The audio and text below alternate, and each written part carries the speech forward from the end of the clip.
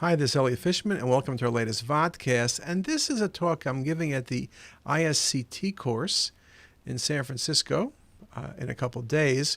And they asked me to speak about social media in your clinical practice. And so the first question I ask is, I'll ask the audience, raise your hand, how many of you use social media? Now, I see not all of you are raising your hand, but the fact is, as I'll explain to you, every single person in this room is using social media one way or the other. Now, if you think about social media and you think about some of the issues radiologists have, one issue we have is this great article by Gary Glazer talking about the invisible radiologist, that a survey in 2008 and before that and today finds that 1 in 2 Americans still don't know what a radiologist is. They can't tell the difference between a radiologist and a technologist, and no one, in fact, seems to know that a radiologist is, in fact, a doctor. There's another article that Gary Glazer wrote, Decades of Perceived Mediocrity, Prestige in Radiology, that rather than view radiology as a well-developed medical specialty, many believe that radiology is a profession with little intellectual stimulation, and that imaging services are commodities distinguished by cost rather than expertise. Now, that is the worst thing anyone has ever said about us, right? But it is indeed true, because these days the computers generate the images. We can send the images across the hall or across the world at the same time. And it's like teleradiology, it's becoming the lowest bidder. Well, the one thing social media does provide, or one of the many things it provides, it allows radiology and radiologists the opportunity perhaps to rebrand ourselves and to really define our role in healthcare. It allows us to tell people what is radiology and what are radiologists. What do we actually do? What our various imaging studies provide, their positives and their negatives, what are their limitations, but how they're so helpful. What's the role of radiology and radiologists in their healthcare?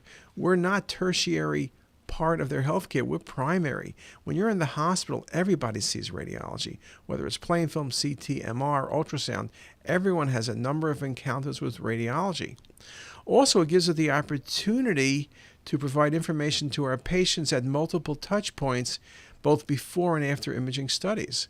And the thing people speak about is perhaps even reviewing studies with patients. So there are many different things that social media can provide. It can involve many different ways of looking at the impact on your practice. It can be from radiologist to patient. It can be from radiologist to referring physician. It could be from radiologist to radiologist, radiologist to the trainees, whether it's fellows, residents, or med students, and in fact, even help you in research with patient recruitment. Now, I'm not going to have time in this talk because the Stanford talk was 10 minutes, and this will be a little bit longer. I expanded it, but I can't cover all of these topics, and I won't, but I'll address a few. Okay? This is an article that's in press in JACR by Whitney Fishman-Zember, and makes the point as more and more people use social media platforms for other forms of information, using social media for personal health is only natural. Social media can play a critical role in patients taking charge of their own health because of its informational, emotional, and communicative value. So what's happening is, whether we like it or not, people are using the web and social media to really become part of their healthcare process. As people are taking more control of their healthcare, this becomes very, very important. Rather than allowing other physician specialties or random websites to set the terms of debate about the appropriateness of different imaging tests or the importance of radiologists' role, social media may allow us to thrust ourselves back into the conversation. We need to be front and center. Sitting back while other specialties run the story is not going to be good for us. And again, as I mentioned, as healthcare becomes more patient-centric and as people take control of their health, they're going to look at trusted networks for information. We want to become one of those trusted networks. If not, you're going to be on the outside. And many hospitals, clinics, and organizations have really recognized this, that they need to become part of the patient's trusted network, both online and offline. So if you look at radiologist to patient, there are many institutions that are really doing this well. And I'll just show two of them. Mayo Clinic. Mayo Clinic, look at the bottom of their front page. Twitter, YouTube, LinkedIn, Pinterest, Google+. Okay? They are communicating in every way possible. They post. Look how many followers they have. 1.16 million. Okay? They have a lot of followers. They've tweeted 23,000 tweets on Twitter. Okay? They have a lot of following. Okay? That's on their Twitter page. And here's their YouTube page. You can see there are a number of lectures from physicians. There's lectures from things going on at the Mayo Clinic. They're communicating with everybody in every way possible. Johns Hopkins, I'll give a plug for Hopkins. Same thing. Here's our Facebook page, and we communicate about things we're doing, innovations in patient care. And again, Facebook, Twitter, Google+, in LinkedIn, every single thing, every possible way people are looking at communicating. And that's only becoming more and more important. When you look at radiologist to patient, I think it's very important for us to recognize, and for you to recognize that, in fact, you're doing this already. The radiology site, radiologyinfo.org, which is done by the RSNA and ACR, you pay the dues, and this is one of the things they do. This site, which has over 1 million visits a month now, new records this past month of April and May, allows radiology to go after our referring patients. This is totally designed for referring patients. This is telling them about studies, diseases, and conditions. It talks about the imaging studies we do. There's now video. There's Jeff Rubin talking about calcium scoring. There's text you can read. Here's about ultrasound and MR-guided prostate biopsies. And we even talk about what radiologists do and professions in radiology. This site is being redone to make it more user-friendly, even more user-friendly, and to make it better for mobile devices. And mobile strategies become very critical. But you're part of this picture. We're addressing this only to our patients in both English and Spanish to be able to tell people what to do and how to do things. We're reaching out. Radiologist to radiologist, well, you might think about that as training and teaching. So whether it's radiologist to radiologist for teaching, learning, sharing cases, or to trainees, think about CTisus. We've been doing CTisus for 15 years. You can see we have Facebook and Twitter and everything else. But it's a way of presenting information from protocols to interesting cases to all sorts of content. And with that is Facebook. And so Facebook takes a little softer look at what we do. On the website itself, there's no humor. It's all content, just like it's a CME meeting. But Facebook, we have a little bit beyond content. But we have content. Here's just one of our cases of the day, or two of our cases of the day. You can see that within a few hours, we get between 10 and 20,000 people reached. Okay, that indeed is very impressive.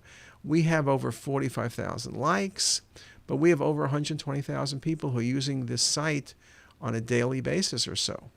We have illustrations that we put up, and you can see how people love illustrations.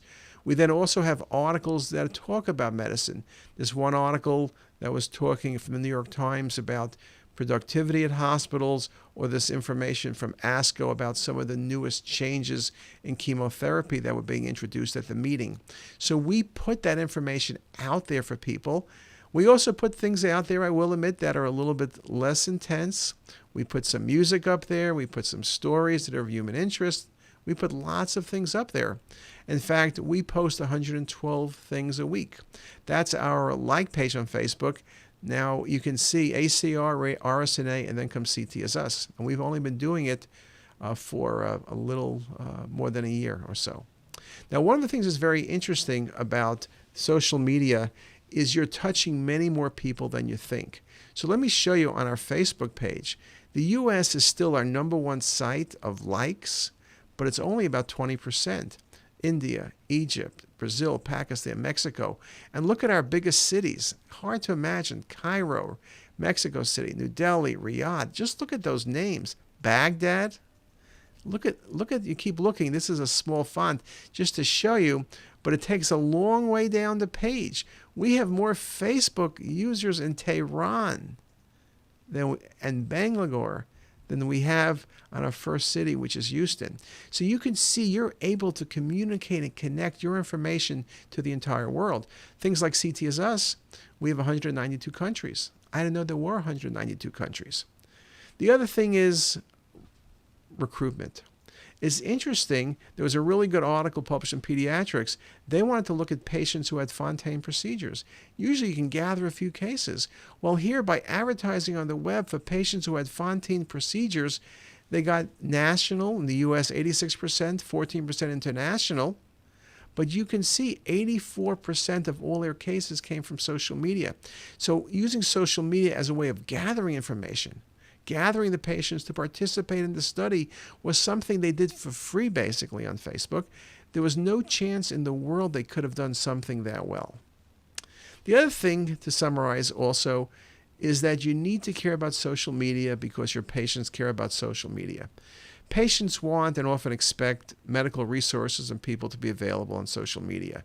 You don't want to be people's friends, but they expect you to be teaching them and keeping them informed. You need to build a positive online relationship which can offset some of the negativity that might be said about your group or your hospital. It's also important to monitor your digital footprint to understand what your patients are interested in and what they're actually thinking. A good quote from Whitney Zember again: social media does carry some words of caution. Misuse can have major implications for both patient care and even your career. You need to be smart. Do not be posting things about patients you saw today, or putting images of patients up, or talking inappropriately about patients or about medicine. You can talk about many things, and you can talk about things that are controversial, but it needs to be done in a very professional way. So social media is here to stay. I think it's a great opportunity for radiology and for radiologists to redefine what we do. And I think it's something that if you're not doing, you better get involved with. And with that, I thank you for your attention.